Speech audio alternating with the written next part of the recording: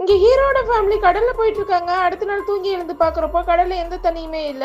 சுத்தியும் வெறும் எம்டி லேண்டா இருக்கு. அப்ப ஹீரோ கீழே போய் காம்பஸ் எடுத்து செக் பண்ணி பாக்குறாரு. நார்த் சவுத்லாம் மாறி மாறி காட்டுது. அப்ப ஹீரோட பையன் சில நண்டுகள் எடுத்துட்டு வந்து அவர்கிட்ட விளையாடுறாரு. அப்ப ஹீரோ செக் பண்றாரு. இது 500 மீட்டர் கீழே இருக்க நண்டாச்சு. இது எப்படி மேல இருக்குன்னு யோசிக்கிறாரு. உடனே ஹீரோ கப்பலுக்கு போய் பேக்கப் இருக்கிற பேட்டரியை எடுத்து செட் பண்றாரு. ரேடியோல யாராவது கம்யூனிகேட் பண்ண முடியுதான்னு பாத்துட்டு இருக்காரு. அப்போ ஒரு கேப்டன் அவரோட கம்யூனிகேட் ஆகுறாரு. அவர் ஒரு நீர்மூழ்கி கப்பல் வச்சிருக்கதாவும் அவர் கூட வந்த பார்ட்னர் வந்து இறந்துட்டதாகவும் சொல்றாரு. அதே நேரத்துல பூமியோட போல்ஸ் எல்லாம் மாறிடுச்சு. தண்ணி எல்லாம் மனுஷங்க வாழ்ற பகுதிக்கு போயிடுச்சுன்னு சொல்றாரு. என் கணக்குப்படி இன்னும் ஒரு வாரத்துக்குள்ள மறுபடியும் போல்ஸ் எல்லாம் பழைய நிலைமைக்கு வந்துடும். தண்ணி எல்லாம் மறுபடியும் கடலுக்கே வந்துடும் சொல்றாரு. இதை கேட்டு ஹீரோ ஷாக் ஆகுறாரு. ஹீரோ அந்த கேப்டன் கிட்ட லொகேஷன் கிட்ட மார்க் பண்ணிக்கிறாரு. நாங்களும் உங்க கப்பலுக்கு வரலாமான்னு கேக்குறாரு. அதுக்கு அந்த கேப்டன் என்னோட பார்ட்னர் ஆல்ரெடி இறந்துட்டாரு, வேணா ஒருத்தங்க வாங்கன்னு சொல்றாரு. உடனே ஹீரோவும் என்னோட 2 பசங்களை மட்டுமாவது அந்த கப்பலை சேர்த்துக்கணும்னு சொல்றாரு. அவரும் சரின்னு சொல்றாரு.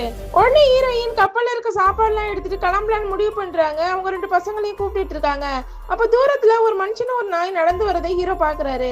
இந்த வீடியோட பார்ட் 2 என்ன எஸ்ன்னு சொல்லி கமெண்ட் பண்ணிட்டு போங்க, நான் கண்டிப்பா போடுறேன்.